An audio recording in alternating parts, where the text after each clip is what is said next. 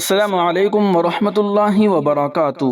ناظرین و سامعین، آج کا پیغام صدر جمعیت علماء ہند مولانا محمود مدنی صاحب کی جانب سے ہے۔ آپ سے درخواست ہے کہ اس ویڈیو کو اپنے تمام دوست و احباب کے پاس شیئر فرمائیں اور اس چینل کو سبسکرائب ضرور کر لیجیے گا۔ دو خبر آپ کے سامنے پیش کر رہا ہوں۔ پہلی خبر ہے وقف سے متعلق پیش کردہ ترمیمات وقف ایکٹ کو ختم کرنے کی کوشش۔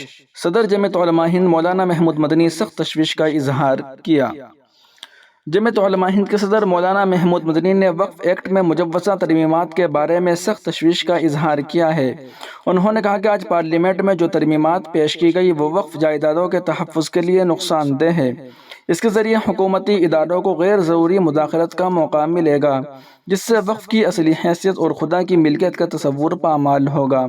مولانا مدنی نے کہا کہ وقف ایکٹ کی دفعہ 40 کو ختم کرنا اور وقف ٹریبونل کے بجائے ضلع کلکٹر کو وقف جائیداد کے عنوانات اور قبضے سے متعلق مسائل اور تنازعات کو ریونیو قوانین کے مطابق حل کرنے کا اختیار دیا جانا در حقیقت وقف بورڈ کو کالعدم کرنے کے مترادف ہے۔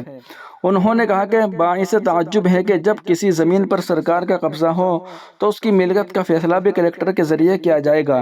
ایسی صورت میں منصف اور مدعی دونوں سرکار ہی ہوگی۔ ایسا لگتا ہے کہ کچھ فرقہ پرست عناصر نے وقف ایکٹ کو ختم کرنے کی جو مہم چلائی تھی، موجودہ سرکار ان لوگوں کے ناپاک خیالات سے متاثر ہے۔ مولانا محمود مدنی نے کہا کہ اس طرح کا اقدام سپریم کورٹ کی طے کردہ ہدایات اور آئین ہند کی دفعہ 26 کے خلاف ورزی ہے۔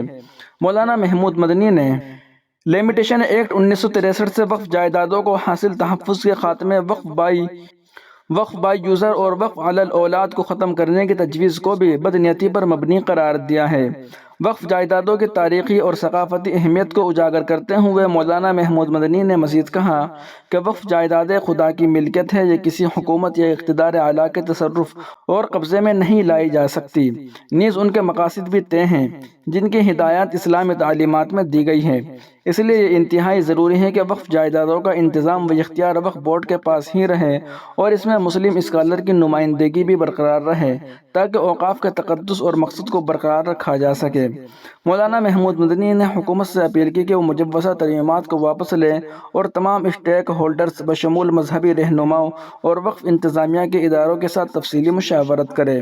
انہوں نے کہا کہ قانون میں ترمیم یا تبدیلی کوئی ممنوع چیز نہیں ہے، لیکن مجوزہ ترمیمات کے بعض پہلو وقف کے منشا کے خلاف ہیں۔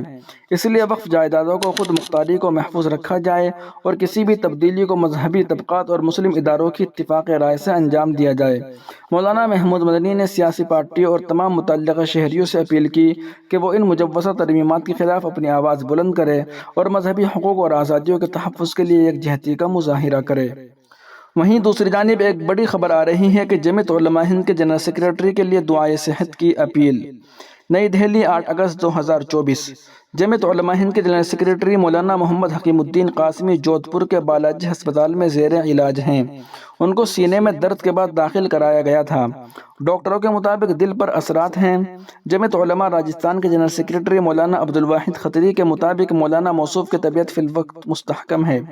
تمام بحی خواہوں اور متعلقین سے دعائے صحت کی درخواست کی جاتی ہے۔ وہیں ممبر اور پارلیمنٹ جناب اسدالدین اویسی کا مودی حکومت پر شدید حملہ، کہا آپ مسلمانوں کے دشمن ہیں۔ متنازع وقف ترمیمی بل پیش ہونے کے بعد اسدالدین اویسی کا یہ بیان سامنے آیا ہے۔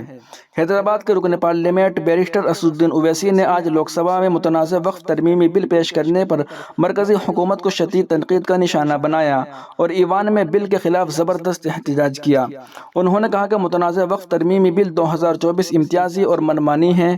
اویسی نے کہا کہ یہ بل لا کر وزیر اعظم نریندر مودی کی قیادت والی نیشنل ڈیموکریٹک الائنس حکومت ملک کو تقسیم کر رہی ہے۔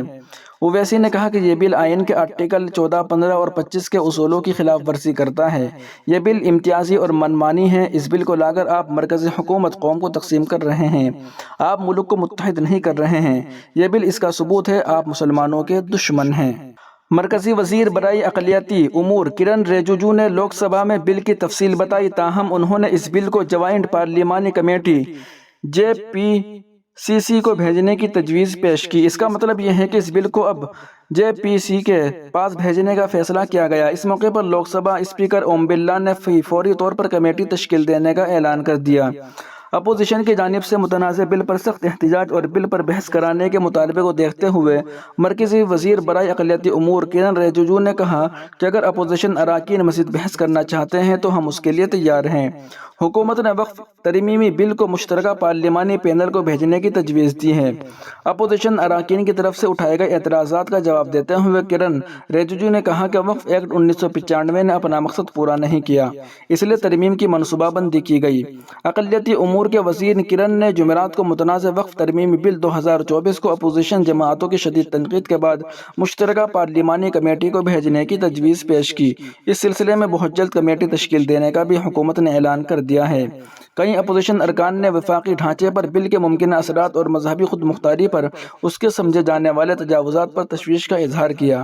جبکہ کانگریس ایم پی کے سی وینوگوپال نے اسے وفاقی نظام پر حملہ قرار دیا، تو وہیں مجلس اتحاد المسلمین کے رکن پارلیمنٹ اسد الدین اویسی نے دعویٰ کیا کہ یہ بل آئین کے آرٹیکل 14، 15 اور 25 کی خلاف ورزی کرتا ہے۔ نیا وقف بل آج سرکار نے جوائنٹ پارلیمنٹری کمیٹی کے سپرد کر دیا ہے۔ اس کمیٹی میں حکمراں پارٹی اور اپوزیشن دونوں ہی کے ممبران پارلیمنٹ ہوتے ہیں۔